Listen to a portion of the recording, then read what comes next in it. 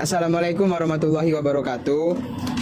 Perkenalkan, nama saya Andika Aryayuda. Di sini saya akan mewawancarai salah satu MKM ST Jumbo Ardian. Sebelumnya dengan Bapak siapa? Aris. Dengan Bapak Aris. Baik, di sini langsung saja ya Pak. Yang pertama, selama jualan ST Pak, pernah nggak ngalamin waktu yang ramai banget pembeli, terus tiba-tiba jadi sepi? Menurut Bapak, biasanya kenapa bisa kayak gitu? Kalau untuk rame, pengalaman saya itu pada saat saya ada pasaran di sini, namanya Pasar Kaget Sukarame.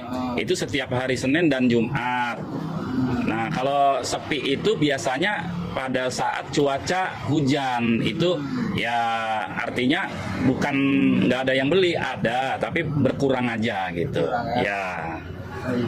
Terus yang kedua Pak, dari dulu sampai sekarang Bapak ngerasa jualannya makin rame atau menurun atau naik turun aja? Bisa diceritain gimana dinamika usahanya Pak? Saya buka tanggal 28 Oktober pas Sumpah Pemuda tahun kemarin. Artinya udah setahun lebih ya.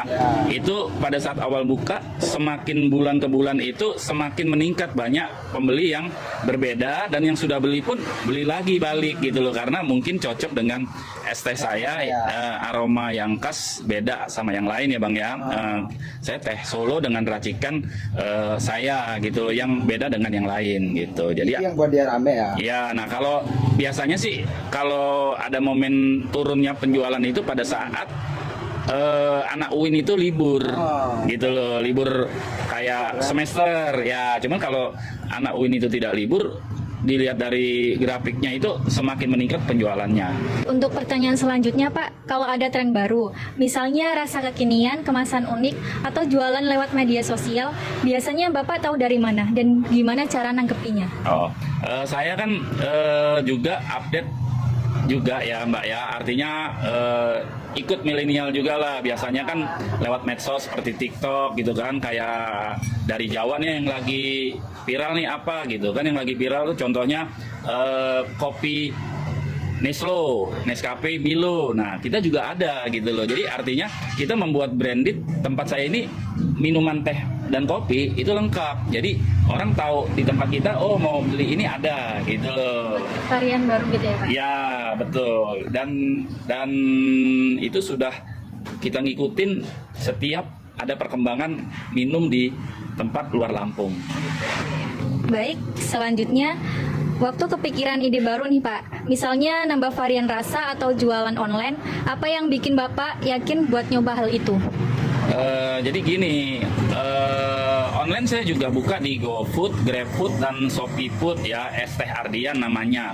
Nah, saya yakin aja karena begini, kalau minuman itu kan yang terpenting kan rasa. Jadi kan artinya jika orang sudah minum rasa kita dan kita memang cocok orang, tentunya kan dia akan balik lagi gitu. Jadi saya rasa gini sih, namanya kita minuman kita sama dengan rasa yang ada di kafe gitu kan. Ya kalau di kafe kan orang pasti kan minum untuk nongkrong kan, nah makanya lebih mahal gitu kan. Nah, rasanya kita nggak sama dengan kafe, tapi kita bukan untuk nongkrong, tapi kita untuk dibeli gitu, dan harganya pun kita sesuaikan gitu. Jadi artinya jika memang enak ya balik ke tadi gitu. Jadi pasti orang balik lagi gitu. Jadi saya punya keyakinan di situ gitu. Sesuai selera ya Pak? Ya gitu loh. Kalau harga bahan kayak gula, teh, es batu tuh naik, biasanya tuh Bapak tuh ngaturnya gimana sih usahanya tetap jalan dan pelanggan tuh tetap balik lagi ke ST Bapak?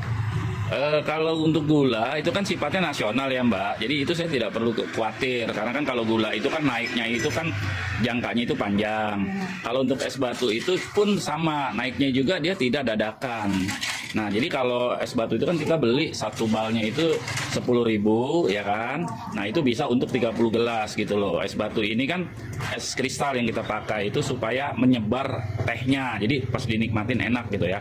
Jadi harganya nggak cepat naik, paling ya bahan bubuk ini gitu loh. Nah, kalau bahan bubuk naik, kita juga menyesuaikan harganya, nggak kita naikin drastis, ya paling 1.000 gitu kan. Jadi artinya yang terpenting cocok rasanya, harganya ya bisa sesuai lah gitu loh. Kita yang penting nggak ambil untung banyak, yang penting orang cocok dengan kita, enak seperti itu gitu ya. Jadi pertanyaan selanjutnya, selain rasa yang menurut Bapak yang bikin ST ini berbeda dari yang lainnya, misalnya pelayanan harga atau hubungan sesama pelanggan. Kalau hubungan sesama pelanggan kita ya luas lah ya, kita nggak kaku ya, kita sama yang sudah balik lagi beli gitu kan, ya kita suka hubungannya harmonis lah kita dengan bercanda atau apa, supaya ya kita intinya luas dan ramah lah, supaya orang itu inget gitu loh. Itu untuk yang bukan bahan ya. Kalau untuk bahan kan kita ya tetap rasa itu kita tidak rubah, udah itu aja gitu loh rasanya, jadi nggak berubah ya. Kita khas dengan yang lain, jangan sampai resep ini bocor ke penjual teh yang lainnya, intinya gitu. Berarti punya cita rasa khas sendiri ya Pak? Ya betul, di Bandar Lampung ini, di Sukarame saya pastikan beda kalau di Sukarame, cuman kalau untuk di Bandar Lampung bisa jadi ada yang sama tapi beda-beda dikit lah, karena kan saya di oplos gitu loh, jadi bukan hanya teh Solo gitu loh, ada beberapa yang lokal biasa yang membuat rasanya beda. Pernah nggak ubah cara jualan gara-gara keadaannya berubah?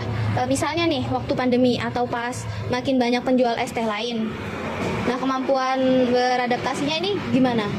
Kalau untuk pandemi kan saya nggak ngalamin ya kan, saya berjualan dari baru 1 tahun ini. Nah, kalau untuk penjualan di sini yang penjual lain yang ikut-ikutan itu saya tersaingi sudah ada kurang lebih 9 ya.